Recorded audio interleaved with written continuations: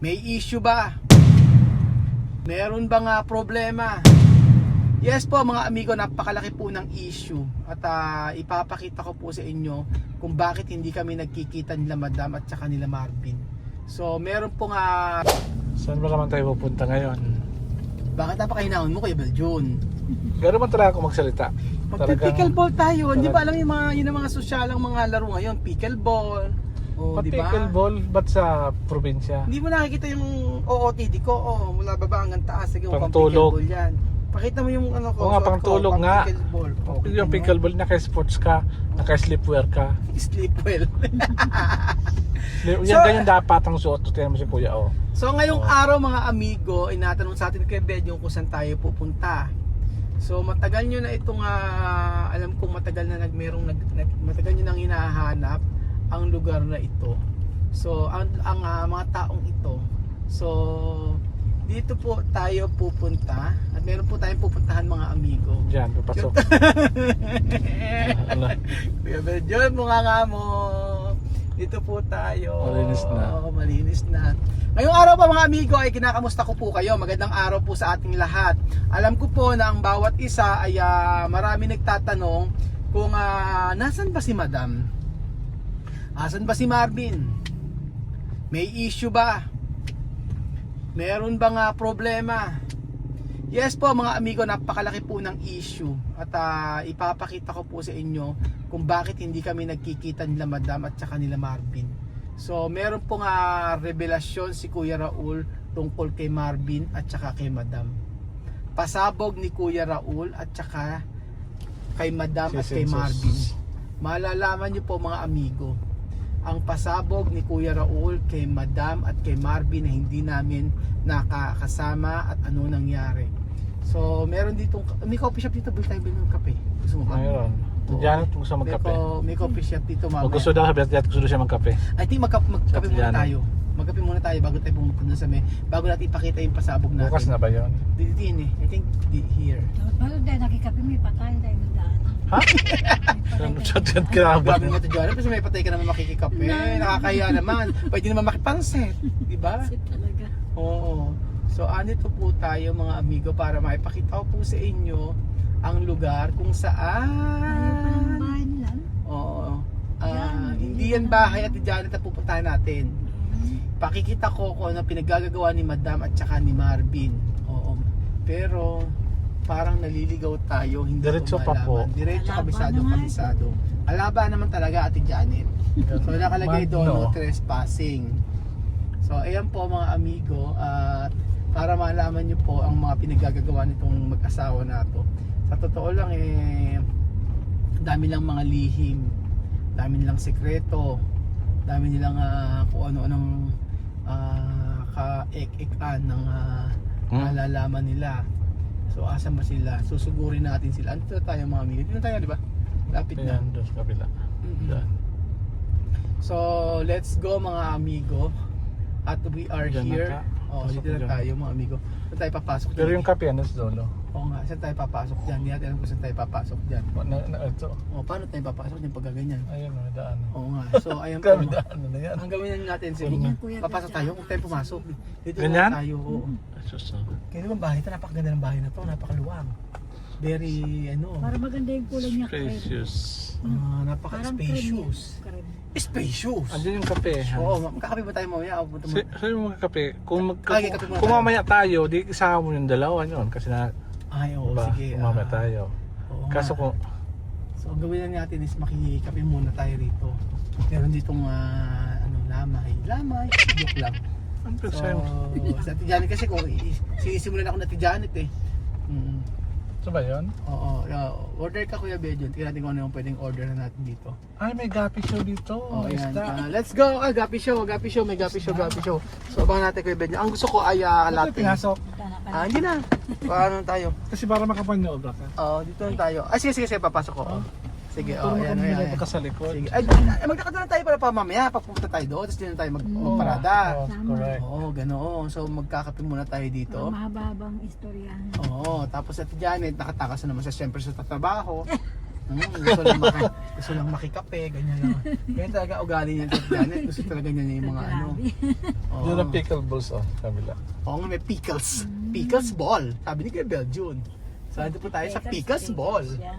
Ayan po. Yan tayo dumaan. So ayan po mga amigo, hindi ko nga po alam kung paano ang daanan dito. So meron ditong mali pala daanan ko. So bibilang ko na tuloy si Marvin ng kaya nga kami aas diyan, kaya nga ayoko. So bibilang ko na si Marvin ng kape para at least merong palubag loob bago ko isplok yung mga pasabog natin sa dalawang mag-asawa na yan. So pwede lang pala dito. Basta ako kung wala latte lang ako, okay na ako. May mga ano rin sila. So basta dadalhin nyo ha. Ay parang gusto ko tong maggagawa akong cinnamon mamaya eh. Bilang mo na lang ako ng magkano yung cinnamon nyo? Magkano po? 90 lang. O yan. Sige, bahala na kayo. So ito po mga kababayan, gusto ko pong akalain nyo, meron ditong coffee shop sa may gitna ng kabukiran. Hindi ko na ikakat yung tapos may Siomai House dito. Siomai House, Pilipinas Siomai House. Ito. Tech Shooter Avenue. So may bilyaran dito. Pero ba akalaan nyo mga amiga may mga ganito sa may lugar na ito. So antayin lang po natin. At syempre gusto ko pong malaman ninyo kung saan talaga nagpupunta po sila Marvin. Kasi matagal ko na po sila mga amigong hindi nakakasama. Sa lahat ng mga nagtatanong, doon po, ganda ng lak ng bahay nila. Sa mga nagtatanong po kung asan sila, ito po. Diba? Kung saan kami nakarating. So, huwag na naman po sanang ahas. Sa lugar na ito. At kung saan ay andito po. So sila po mga amigo ay nandito. At pakikita ko sa inyo yung pasabog. Parang hinihingal ako sa konting daraanan. Dinaladala. Pinapunta-punta tayo rito. Tapos nung pala, ang dadaanan ganire. Ginoo. Ba't ganyan ang daanan? Nakakatamad bumalik. So eto po mga amigo. Ang oo. Sa totoo lang, nanggigigil ako sa mag-asawa na po eh. Nanggigigil, pwede pala dumaan dito oh. So asa na sila? Tao po! Tao po! Naka 8 minutes na, hindi pa nakikita. Oo, ayan. Ang layo-layo naman na rin. Baka may pupuntahan pa. Meron pa ba akong anuhan din eh? Meron pa ba ako rin dadatnan? So baka hindi.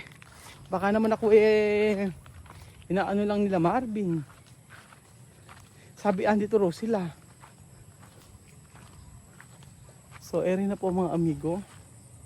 At malapit na po tayo. So ito po ang pasabog natin kila Marvin. 10, 9, 8, 7, 6, 5, 4, 3, 2, 1, 0. Charan! Ayan na po sila. So nandito na po ang dapat nating puntahan. 10, 9, 8, 7, 6, 5, 4, 3, 2, 1. Charan! So ito na po yung mga scammer ng construction. Ang layo ah! Eh, ba't kasi Pwede pala, hindi ko alam pwede isaksin yung, kala ko pwedeng anuhan yung, ano eh. Saan ba kayo dumaan? Abay ala, lakad ako hanggang kanto. Eh bakit hindi kayo dito dumaan? Saan ba? Kalakuya. Ay mamali ng daan. So ito na po mga amigo. So lahat ng nakikita nyo na yan, lahat po yan ay pera ng construction. Dito namin dinala. Ayan na pala, meron nang gagawin ha. Oh, oh ayan na. Ayan nga, umpisa na. Oh, umpisa na nga. So eto na po, yung pasabog ni Marvin. Pasasabugin natin. Tingnan mo kayo posted, ang baba kasi Diyos ko naman. flooring lang muna. Diyos ko naman Marvin, papaganirhere. Hanggang flooring nga lang muna. Hanggang flooring muna. Oh, ayan. Kaya, gandun lang yung kaya ng budget eh. Kaya, At least masimulan. masimulan kasi pag kailangang sinimulan, wala kang matatapos. Sino gagawa? Ayun, si Tito Bando. Sino lang? Silang dalawa. Yun lang kayang bayaran labor. Dalawa. Dalawa, minsan tatlo. Oh, pwede na dalawa. Paunti-unti. Kaya, Yan ay. Nilininan nyo na pala yan. No? nilinis namin. Nilinis. Bukas susuruin yung daan na yan. Bakit? Ano na yan eh, tatambakan na. Ah, tatambakan na. Ano yun eh, loloderan. Yung daan. Aayusin na. Ah. Ay, Kasi dati alam niya, di ba? sabi sabihin lupa niya, ito lahat. Maluwang ha? 200. 200 ba to? Maluwang ha? Oo, maluwang. 200 ho! 200 square meter. May Ano? magko-comment na naman. Bakit? Nakita niyo ba kasi nila nagdadamo doon sa lupa nila. Hindi pa ako namin lupa yun. Binabayaran pa ka mo. Sabi ko siya na magtuloy sa kanya na. Tapos na ipupunta rin tao, inaano nyo na. Papainit mo pa yung Sabi ko, pupunta ko na para painitin ko ang alam mo eh. O, ayun na po. So, yung mga semento na to, tandaan nyo po yan. Huwag naman po sanang tumigas. Baka katigasan yan. Bago order lang. Kaya, ano ba ang gagawin din eh? Poposte yan. Poposte na muna. 11 saka asintahan hanggang sa flooring. Ah, oo. Ito yung isang patong pa dito. Ganun. Mataas pala yan eh. Para kasi pag in the future, Oo. baka tumaas yung daan. Diyos ko, sa bagay, simula na naman yan eh, pagka-unti-unti. Di pag nagkapera ka, paggawa uli. Ganyan pala ganyan pa nang nilayout yung sa bahay. Ganyan din eh, di ba? Ito. Asan ba? So, ero po ang pangarap ni Madam at ni Marvin na bahay. Pero hindi ganyan-ganyan. Oo, pero okay na yung ganito. Aba, maganda na to. Hindi ganyan kalaki, syempre. Malaki yan eh. Pero maganda to. Sa baba, open ano? Open lang yung baba. Ala, yung ano na yan. Dito may parang... Kaya lang yung hagdanan kailangan medyo maliliit at hindi ka masyado makakagalaw doon. Iya naman ako sa pata mo. Baka mamaya, yung pata natin dalawa, hindi kakasya. Ano sila Bedjin eh? Ay, hindi ka nagkakape no? Ha? Huwag na. Asa may pickleball? Naglalaro sila? Hindi, andun lang. Di namin dinala. Binila ko ng kape, sabi ko bining kape. Si Janet, babalik na. Ano ka lang, sabi ko. Sino doon pinagtamo natin sana dito? Kaya nga, pagdadamuhin natin si Bedjin ng medyo pumayat payat. Sabi ko nga kunin ni Kuya Bele rin talaga. Saan ba? Ere ba? Oo. Mahal eh. Oo. Hayaan nyo, pag nakaraos-raos si Bedjin kasi, saan ba? Si kamatayan yun eh. So nagtatanong po kasi si Marvin ay andito po sila, nagpapagawa po ng bahay. So sisimulan po ito hanggang matapos. Oo. Hindi naman to matatapos agad-agad. Siyempre kung ano lang yung kaya ng budget nila. So, Hindi magagalit na naman. oo, hindi naman talaga itong lupa na to hindi pa bayad to, binabayaran nila monthly. Ako sabi ko sa kanila, Marvin, Madam, kapag hindi kayo nagpagawa ng bahay, hindi nagsimula, wala kayong matatapos, simulan nyo na. Sabi niya, di baling magkautang-utang basta lumabas ang yabang.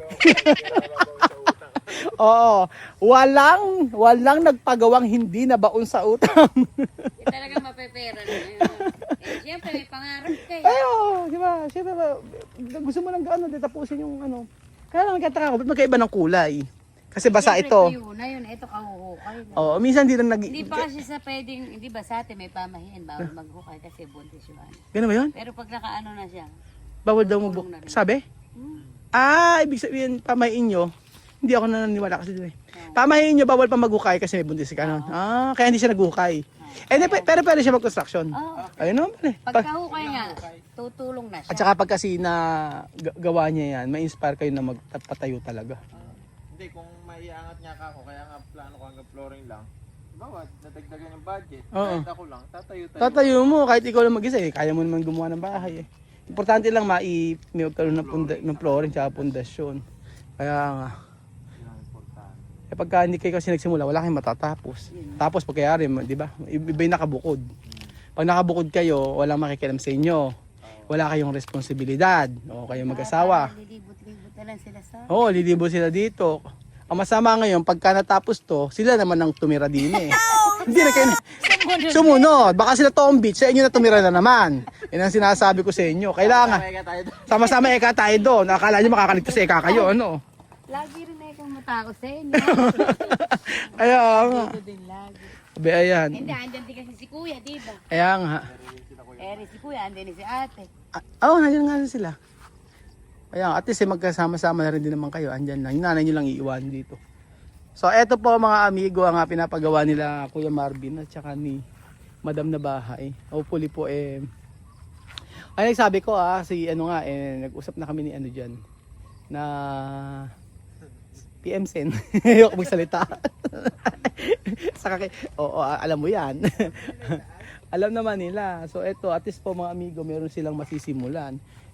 Yun po kasi ang sa totoo ang katwiran ko. Before din nagpagawa ako ng bahay. Hindi ko nga alam na matatapos eh. Kasi nung nagpagawa ka, siya rin ang nag-push sa'yo. Oo. Pagawa ka. Oo, actually yung bahay kasi ni Kuya, yung kapatid mo. Kaya naman kita pinupush kasi noon. Yung syempre, although may bahay ka naman, syempre makipot. Kasi Makipot. malaki pamilya. Kaya nga, actually kasalanan lumabing kaya ako nagkaano. Kaya ako At least. kaya ako nagbenta ng ari-arian dahil sa inyong dalawang mag-asawa eh. Ko, may yero na ako. Bumili ko ng bagong yero na. Ginawa ko munang kubo para. Ito na yung yero. Tala, Oh, at least meron na aga. Diba? Oo, unti-unti. Magamit muna siya silungan. Kaya nga. Kaya hindi namin tinipit ng Kaya nga sana nga matapos agad. Kahit na sabi mo unti-unti. May kaya yan. Ilang Kaya nga din halos pwedeng basta may gamit kasi siya. oo. Kaya nga po sa lahat ng po magagawa ng cabinet, parang awa nyo na. Kay Marvin na kayo magpagawa ng cabinet. Sige na. Aluminum cabinet, kahit po bed, pagawa kay Marvin. Kasi siya na may kontrata noon, hindi na sa construction. Sa kanya na lahat ng kita. Sige na, parang awa nyo na. Para magkaroon ng pondo. Sige na po. Nakiusap. So eto na nga. So eto na nga, nagpapaalam na tayo kasi dalawa na yon. Tagal-tagal. Wala na nga. Ito po yung pasabog ni Madam tsaka ni Marvin. Naway sumabog ang lahat. Sumabog Sumabog ang Becky. Sabugang nga lang. Thank you so much po mga amigo. At abangan po natin kung hanggang saan matatapos ito. Kung matatapos.